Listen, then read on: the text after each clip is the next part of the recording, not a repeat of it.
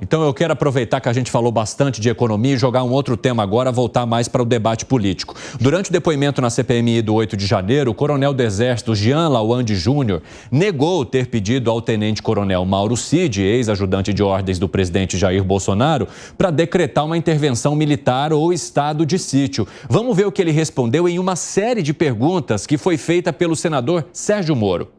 O senhor tem algum envolvimento nessa tentativa de atentado à bomba lamentável, deplorável que aconteceu aqui em Brasília?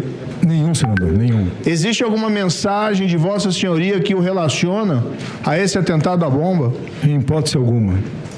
Foi destacado aqui um outro ato lamentável que foi a tentativa de depredação ou invasão do prédio da Polícia Federal, 12 de dezembro, salvo engano. O senhor tem algum envolvimento nesse ato? Não, senhor. O senhor é investigado nesse ato? Não, senhor. Existe alguma mensagem de Vossa Senhoria que o relaciona a esse ato específico? Não, senhor. Onde é que o senhor estava em 8 de janeiro? Em casa, com a minha família. Em Brasília? Em Brasília. Existe alguma mensagem do senhor instigando a prática, as invasões dos prédios públicos no 8 de janeiro? Não existe, senhor senador. Não existe nenhuma mensagem. Ainda nessa linha, e quero fazer algumas perguntas diretas ao senhor, o senhor deu algum apoio logístico aos acampamentos? Em hipótese alguma, senador. Eu coloquei à disposição todo o meu sigilo fiscal, bancário, telefônico. Bom, eu quero aproveitar e falar para o pessoal da rádio, vai para um rápido intervalo, daqui a pouco vocês estão de volta para acompanhar mais o nosso debate. Nas outras plataformas, seguimos firmes e fortes. A impressão que deu ali com as perguntas do senador Sérgio Moro é que parecia até quando há aquele advogado da defesa que sai fazendo várias perguntas para o seu cliente e ele só vai respondendo não, não, não, não, não. Houve essa tentativa do senador ou de fato ele queria chegar a algum propósito, principalmente aquelas mensagens que foram trocadas entre Lawande e o ex-ajudante de ordens do ex-presidente Jair Bolsonaro, Mauro Cid, que mostravam ali Lawande falando para Mauro Cid, pelo amor de Deus, o presidente tem que fazer alguma coisa, ele tem que acionar as forças. Ele teria esquecido essas mensagens que ele mesmo mandou, hein, Alan Gani? Pois é, as mensagens são bastante comprometedoras para ele, porque fica claro um desejo, né, de uma intervenção militar. O ponto é, e aí eu acho que é bastante oportuna a pergunta do senador Moro, se houve uma ligação daquele desejo dele, né, que é claramente ele tinha um desejo de uma intervenção militar e até na conversa ali reconhece que o Bolsonaro não iria dar ordem nenhuma na invasão resultante. Quer dizer, todo aquele contexto, toda aquela fala, de alguma maneira ele incitou aquela invasão, ele provocou a invasão e todo o vandalismo condenável no dia 8 de janeiro. Por isso que eu acho que as perguntas do Sérgio Moro foram bastante oportunas nesse sentido. Uma das perguntas de Sérgio Moro é: onde o senhor estava no dia dos ataques de 8 de janeiro? E ele fala: estava na minha casa com a minha família. Tem a ver exatamente com o que acabou de explicar aqui o Alan Gani, Fábio Piperno, de que não teria relação da mensagem que ele mandou para Mauro Cid com a invasão em si da sede dos três poderes? Sérgio Moro foi tosco, como era de se esperar, né? Aliás, o senador Marcos Rogério, né, de notórias credenciais bolsonaristas também. E, por sinal, eu acho até que um senador... O ano passado eu falei isso para ele numa entrevista aqui, né? É alguém de posições, mas que são posições muito claras.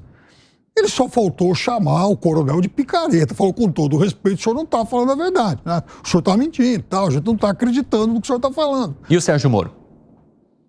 O Sérgio Moro é um juiz suspeito, eu não vou levar a sério, né? Mas aí que está o negócio.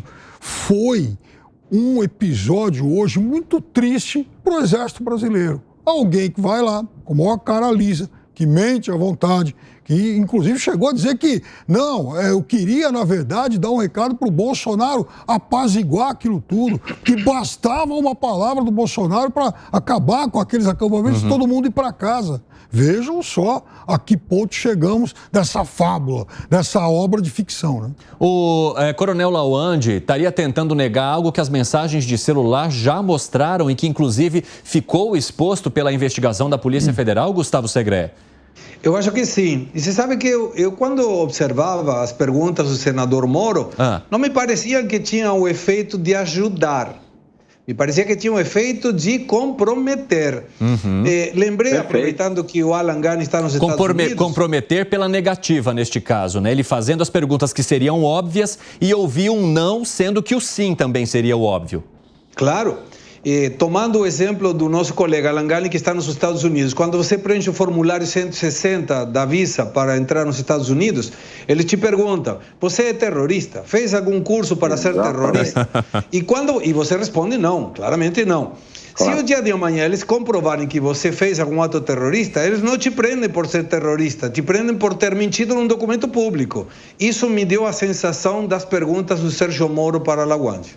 Ô, Gani, o Lawande, ele diz, e está até na nossa tarja para quem nos assiste, mas eu vou falar para quem nos ouve.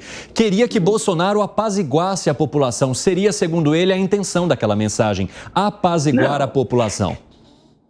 Não.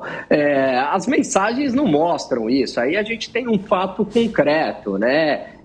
Pelo contrário, as mensagens mostram, olha, o Bolsonaro não vai fazer nada, não adianta fazer, ele não quer fazer nada. E aí ele diz algo, mas tem que fazer alguma coisa, né? A população tem que fazer, pelo menos vai estar fazendo lá o papel dele, se o exército não entrar é problema do exército. Então, há um desejo nas mensagens. Agora, o meu ponto é, a mensagem é ruim? Claro que a mensagem é ruim. Agora, a mensagem resultou na invasão do dia 8 de janeiro? Existe uma relação direta? Sim ou não? Porque a mensagem, por mais que a mensagem não seja adequada, seja infeliz, a mensagem em si não configura um crime. Agora, se a mensagem instigou a invasão de alguma maneira, né, ou ele instigou, financiou, aí sim configura um crime. Você acha que a mensagem instigou? Porque a gente viu a mensagem.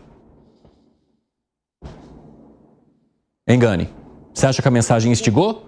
Você acha que a mensagem instigou? A gente viu a mensagem. Evandro, eu acho que a invasão, ela ocorreria apesar da mensagem ou não. Eu acho que não foi a mensagem em si. O que eu acho que aconteceu, Evandro, é que alguns políticos, e alguns militares alimentaram uma esperança naquele pessoal que invadiu, que, olha, se vocês invadirem, o exército vai dar uma retaguarda e vai tirar o Lula do poder. E aí muita gente comprou essa ideia infeliz. Então acredito que pessoas da política, militares, instigaram de alguma maneira, alimentaram essa expectativa naqueles invasores. De fato, eu acho que isso ocorreu. Uma pergunta objetiva, só para eu passar também para os outros comentaristas. Jair Bolsonaro estaria entre esses políticos que você acabou de mencionar?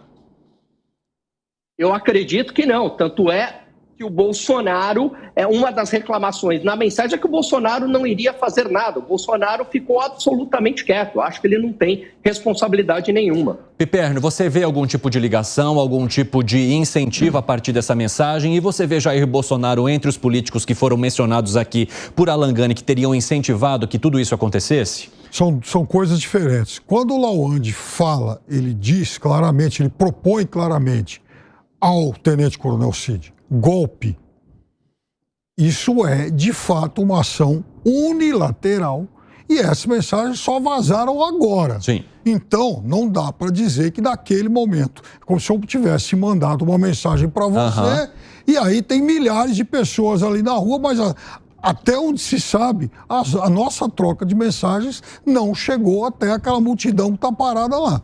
Então, até porque o WhatsApp na época ainda não tinha aqueles grupões. Exatamente. Então, era uma ação unilateral de um fardado que tem que ser expurgado para ontem das Forças Armadas. Isso é uma coisa.